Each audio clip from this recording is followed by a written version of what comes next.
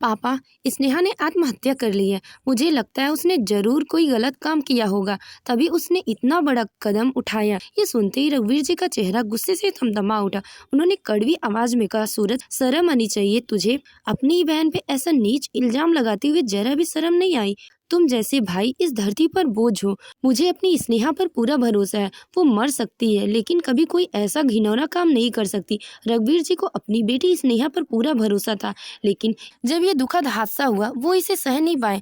उन्हें अचानक चक्कर आ गया और वो जमीन पर गिर पड़े। कुछ लोग उन्हें सहारा देकर जैसे ही घर तक लाए। घर पहुंचते ही उन्होंने स्नेहा को पंखे से लटका देखा। ये मंजर देखकर उनके पैरों तले जमीन खिसक गई। वो फूट फूट कर रोते हुए बोले, स्नेहा मेरी बच्ची, तुमने ये क्या किया? तू ऐसा कैसे कर सकती है? तभी उनकी नजर पास की टेबल पर रखी एक कागज पर पड़ी। कांपते हाथों से उन्होंने वह चिट्ठी उठाई और पढ़नी शुरू की। जैसे ही उन्होंने पढ़ा कि मेरी आत्महत्या की वजह भैया और भाभी हैं, उनके सीने में तेज दर्द उठा। उनका पूरा शरीर कांपने लगा और वे लड़खड़ाकर जमीन पर गिर पड़े। सभी लोग घबरा गए। सूरज ने उन्हें उठाने की कोशिश की, लेकिन तब तक वे पूरी तरह से बेहोश हो चुके थे। तुरंत उन्हें अस्पताल लेके जाया गया।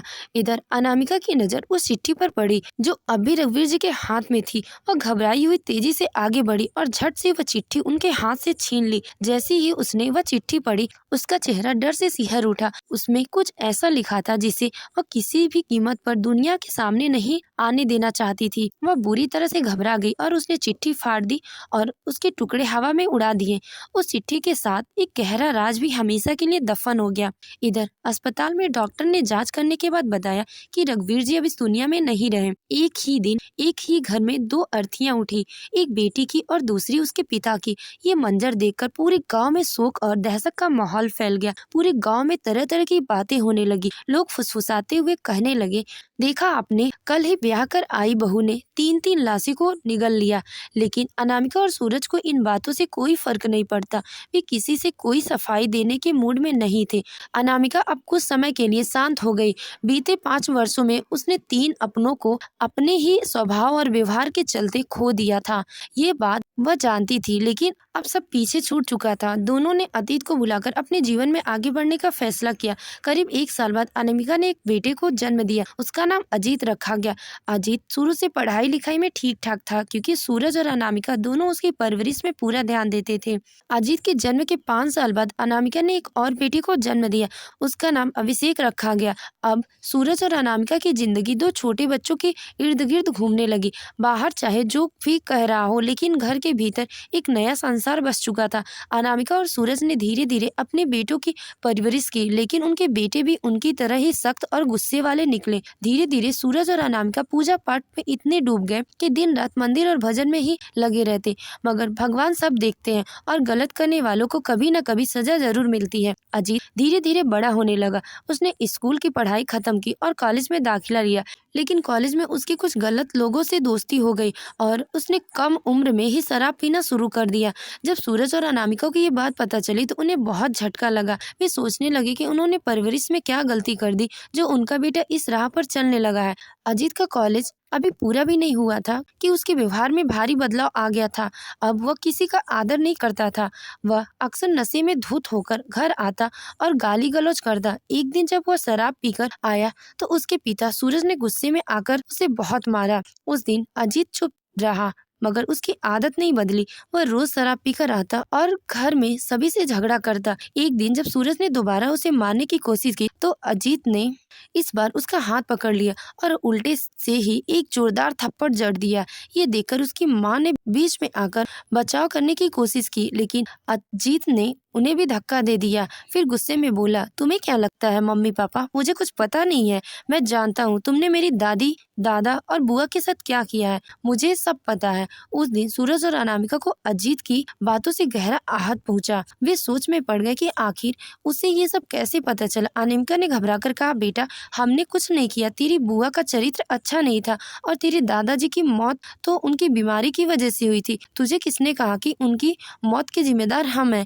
लेकिन अजीत अब चुप रहने वालों में से नहीं था। वह गुस्से से चिल्लाने लगा और पूरे गांव वालों को घर के बाहर इकट्ठा कर लिया। भीड़ के सामने उसने गरजते हुए कहा, इन बेशर्मों को देखो, जैसे इन्हें कुछ पता ही नहीं है। इन्हें याद ही नहीं मेरी बुआ कैसी मरी थी, मेरे दादाजी किस हाल में थे और मेरी दादी माँ को आखिर किन हालात में दम तोड़ना पड़ा। घर में रोज इसी तरह के झगड़े और तूफान मचने लगे। अनामिका अपने किए पर पछताने लगी, लेकिन अब बहुत देर हो चुकी थी। वह रोज रोती गिड़गिड़ाती भगवान से माफी मांगती, हे भगवान, मुझसे गलती हो गई, मुझे माफ कर दो।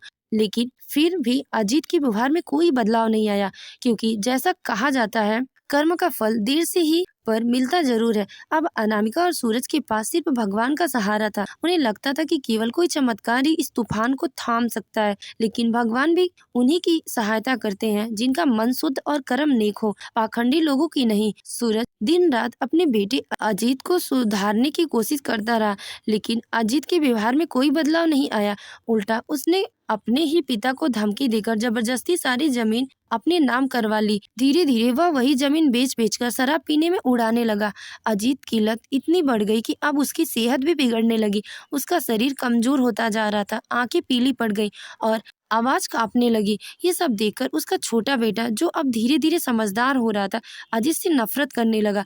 वह जब अपने दादा दादी और बुआ की सच्चाई सुनता और फिर अपने माता पिता का असली चेहरा देखता, तो उसके मन में उनके लिए सिर्फ कड़वाहट भर जाती। अभिषेक ने एक दिन गुस्से में घृणा से कहा, मैं इस भूतिया घर में अब एक पल भी नहीं रहूंगा, और वह घर छोड़कर कहीं दूर चला गया। वहां जाकर उसने खुद मेहनत मजदूरी से अपना जीवन यापन शुरू कर दिया। इधर अजीत के घर की हालत और भी बुरी हो गई। खाने के लाले पड़ गए, क्योंकि अजीत ने सारी जमीन और पैसे शराब में उड़ा दिए थे। अंततः सूरज और अनामिका को भी घर छोड़ना पड़ा। वे दर दर भटकने लगे, भूखे सोते और किसी तरह जीवन काटने लगे। अनामिका ने हिम्मत करके घर घर जाकर काम मांगने की कोशिश की, लेकिन कोई भी उसे काम देने को तैयार नहीं था। औरतें कहती, अरे मैं इस डैन को अपने घर में कैसे रख सकती हूँ, जिसने अपने ही परिवार के 3 लोगों को खा लिया। वो मेरे घर आई तो हमारा भी नाश कर देगी।